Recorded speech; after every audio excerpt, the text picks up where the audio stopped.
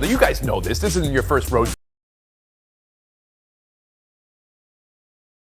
from October this year, where Buffalo waxed KC in KC and picked off Mahomes twice means, and how they both come into this matchup. 5 touchdowns KC scored in 11 minutes versus Pittsburgh versus the greatest playoff game ever by a quarterback, Allen and Buffalo, in the face of Belichick. Sarah Spain, around the horn to you. How will this game be won? Well, since this is not my first rodeo, I will not use the cliche of game of inches. I will tell you game of stops. What we're going to say is this is about the two quarterbacks. Can we get that consistent play from Josh Allen that we've been looking for? Now that we've got some extra balance with Singletary, that's going to help him do what he did last week all over again. On the other side, you've got Mahomes. And, of course, it's going to be about the quarterbacks and how they play. But it's about who can get stopped. And for that, I go to the Bills' defense, #1 in the league. And for weeks 8 through 18 of the season, they allowed a league low 16.1 points. They are better suited to stopping what the Chiefs want to do than the Chiefs' defense is to stopping Josh Allen and the Bills. So in the end, it's a game of stops and inches. I'm going to hold on your pick for a second, but I think I know where you're leaning. Clinton Yates, how about you?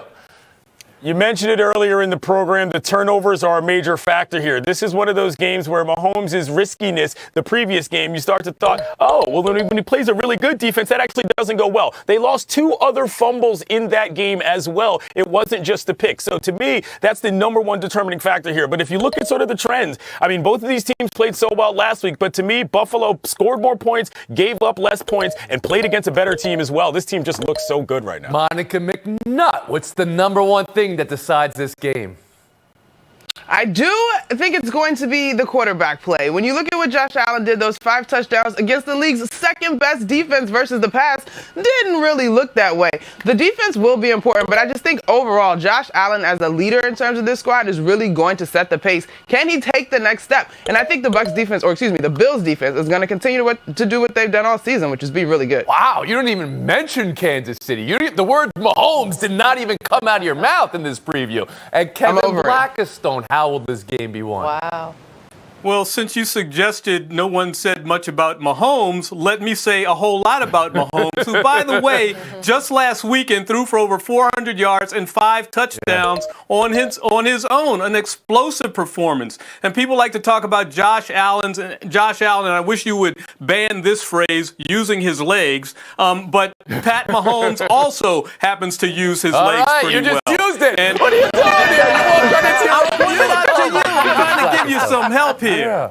That first matchup in October, how much does it portend in this matchup, Sarah, and who you got?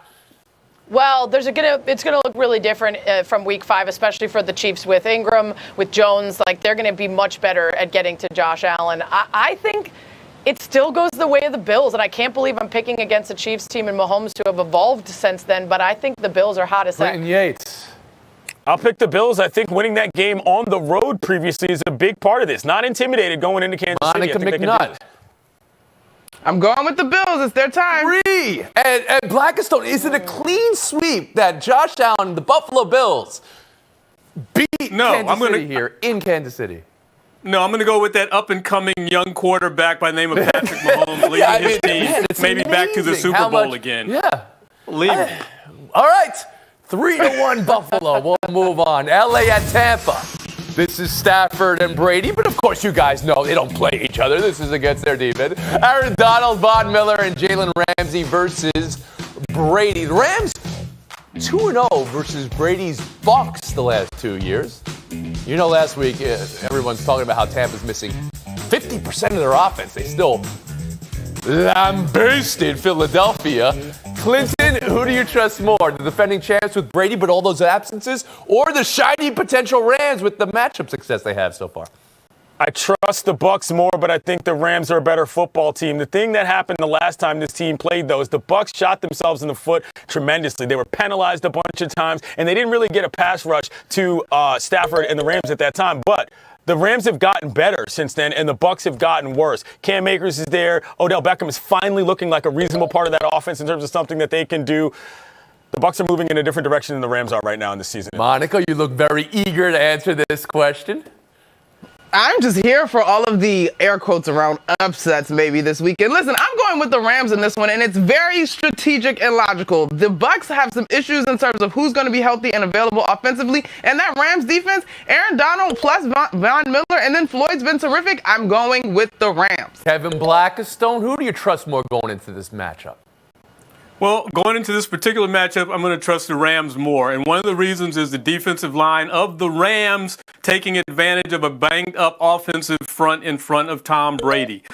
You would think that with Rapp and Fuller still out that Brady could really exploit that defensive backfield. But it's going to come down to the guys in front of him. And if they're banged up and can't go and are not at 100%, they're going to have trouble against Donald and company. You saw Wirfs and Jensen both go down almost in back-to-back plays last game, although both are trending towards playing this week. We're hearing from Tampa, Sarah Spain. Who do you trust more?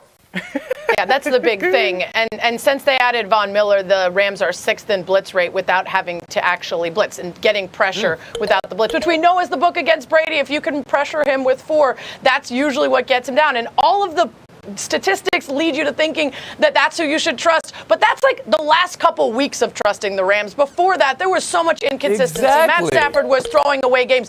Brady is 14-2 in divisional round games. If he gets the limited pressure or protection that he needs, I'm going with Brady in the Yeah, I mean, so the point being made is, who do you trust more? And if you're taking the Rams, you're partially saying you trust Stafford enough to counterbalance Brady on the other side. Sarah's got Tampa. Clinton Yates, who you got?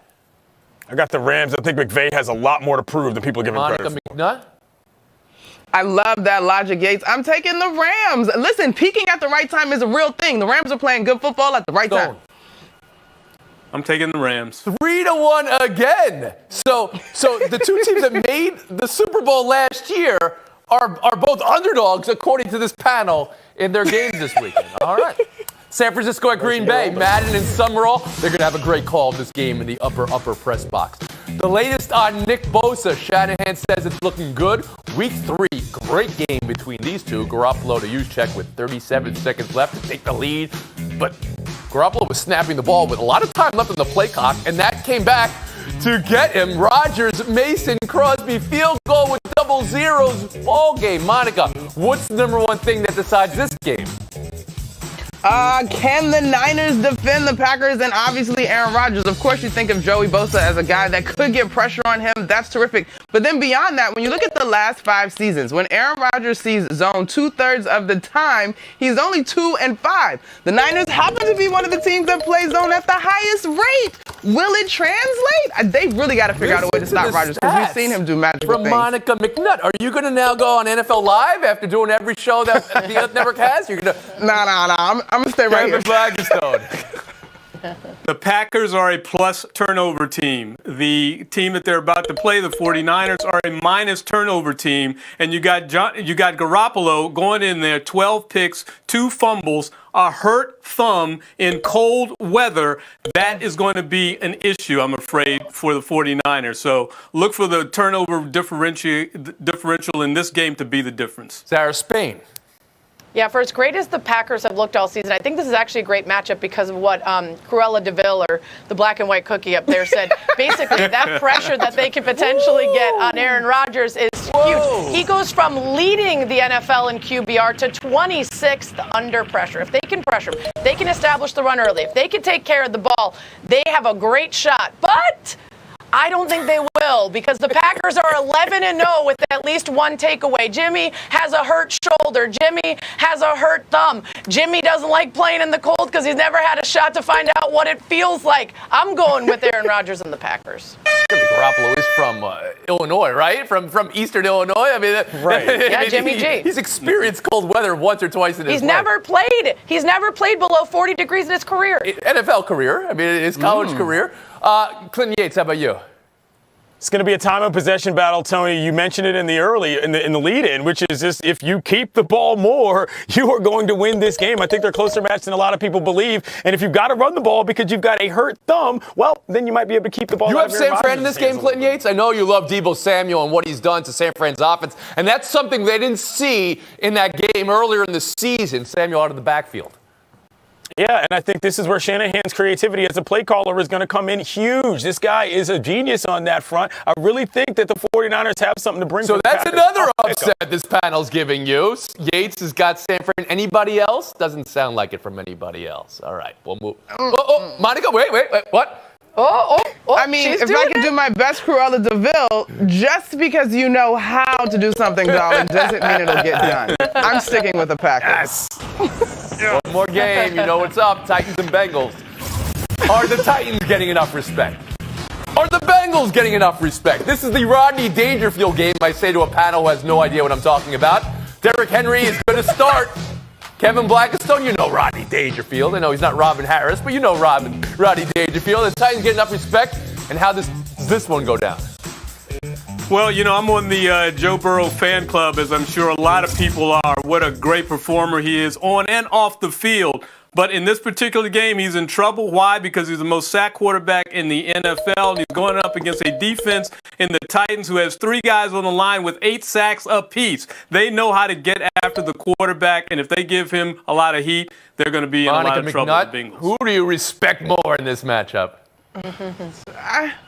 Why is this the question, Tony? That's not the right question. Yeah, of course it's Listen, not. The whole idea of respect among athletes. I understand you need to motivate yourself, but I mean, is anybody being disrespected here?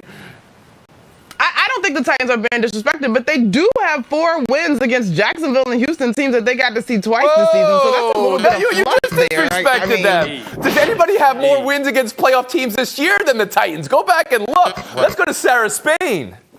Yes, 4-0 against teams that are still in the postseason. Exactly. This is a team that's going to get back Derrick Henry, but they don't even really need him because their opponent is really bad at covering play action, and that's what they excel at. Tannehill's been fantastic in play action. Even if Derrick Henry is just okay, the amount of fits it's going to give the Bengals trying to defend that is more than enough. The Titans are going to be fine. Yeah.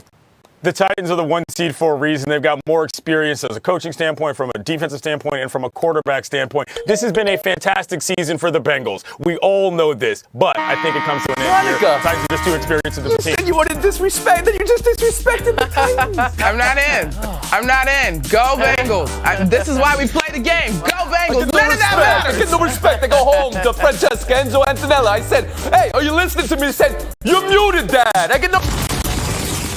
Sticking with Rodney Dangerfield. Here's Penny Hardaway. This media gets kind of up sometimes when it comes to me. We don't have our full roster. Stop asking me stupid questions about if I feel like I can do something. We have 4 freshmen starting. Y'all need to act like it. Come on, man. Stop disrespecting me, bro. Like, don't do that. I work too hard. I work way too hard for that. Y'all write all these articles about me, and all I do is work. We got young kids on the floor. They got young kids on the floor. I wanted 2 cents, and like I was a penny. Clinton Yates, buy or sell Penny Hardaway there. I'll buy this. There's a couple seasons worth of frustration coming out in this answer. Jeff Calkins, who asked it, he's been around Memphis forever. It's not like he was, yelling at some kid. This is a situation that I think Penny, over the course of what was supposed to be a return to glory for a guy that was sort of the prodigal son, it just hasn't happened. And that's where that quote of saying, I'm working too effing hard for this means. He didn't just show up trying to make sure that people knew that Penny was there. He's really trying to do this. It just hasn't been as successful as he wanted to, hence the frustration in the Monica, it seems like you're not really buying what Clinton's saying there. Go ahead. I don't like the question, but I gotta sell Penny's answer. You're not having everyday average walk-on freshmen out there. You got 2 guys in Imani Bates and Jalen Verdern who are supposed to be lottery picks. So I don't know about that part of the answer, but I didn't like the question. Kevin Blackstone? Well, unless you're in my classroom, and I know Jeff Calkins, I would not tell you how to ask a question, and I never tell a subject how to answer one. But I would point out one thing that Monica just pointed out. Penny Hardaway did bring in the #1 recruiting class in America. And freshmen are what make college basketball these days. You look at Duke, they were the #2 class. You look around the country, there are a bunch of freshmen making a big impact. He's frustrated. He's losing. He's not where he's supposed to be. We understand. You think his message got lost with the words he used? Frustration, Kevin? I do think so, because had he not used the profanity, I don't even think it would be a segment on this show or in the news right now. In fact, we would want to analyze what he was saying about trying to get the job done, bringing along the young guys, and getting Memphis back to where it's supposed to be. Sarah Spain. Yeah, as someone who loves well-placed profanity, I would agree that this maybe, unfortunately, obscures the message that he's trying to send. So I'm selling the question because there isn't a coach on earth that's going to tell you they lost faith in their ability to win. I'm selling the tone of asking him if he's embarrassed, but I'm also selling his response. I think the frustration boiled over a little, and it'd be more effective without that. Buy or sell two. Naomi Osaka out at the Australian Open. A stunning third-round loss for the defending champ against unseeded American Amanda Anisimova. I think I fought for every point, and I can't be sad about that, Osaka said. Sarah, how do you hear that, and what does this loss mean for Osaka?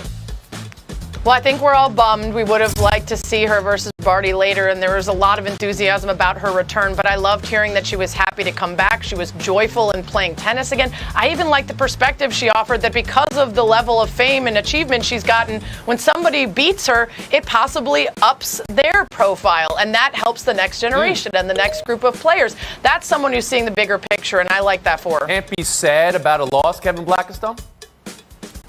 It's difficult. You can be sad about a loss. You can also be motivated by a loss. You can also be angered by a loss. But of course, we have focused on her ability to handle these situations in the past year or so. But I'll take it for what it is. I'm disappointed she didn't move on, and I applaud her opponent, a 20-year-old unranked American who did this, and then talked about what an inspiration Naomi Osaka was to her. Monica, what are you thinking? There's a lot here. Listen, I want Naomi Osaka to be the best version of herself. And what she has done in terms of the conversation of mental health in the space of competing at a high level has been powerful. But don't we play to win? Am I wrong for asking that? I mean, I'm just kind of left with the idea of, as a fan, am I now going to be a fan of Osaka, like many of folks that are fans of teams that don't win, because of who she is and what she has done, as opposed to the titles she racks up? And Clinton Yates. Yeah, but I mean, as far as this experience has been concerned, it's been great. I might be a bigger fan of Osaka, the human being, than I am Osaka, the tennis player, and there's nothing wrong with that. And she seems to be happy about that. The big deal about the French Open thing to me was that she got paid $50 million off the court previously. Off the court, which means that people care. She is in many ways bigger than tennis, and there's nothing wrong with that if it comes to how she competes. She's having a good time. She's posted about it. She looks like she's having fun. The tennis is always going to be there. Naomi is one of one. All that could be true, but Monica, your point is, you're playing to win the game. Sad may not even be a word that needs to apply. You're applying an emotion there, but the motivation that Blackstone's talking about, she wants to be doing her best and winning tournaments, right? That needs to be said. That's what I would think. I mean, competitive sports is not, let me lose to the next generation to propel them. Like, I don't... And we think we have an idea what her best looks like, right? Her best looks like winning the tournament, not going out in the third. But that doesn't mean she doesn't want to win. She just might be adjusting the way she reacts and the way she talks about it. We have to allow for that in real time as well. Clinton Yates.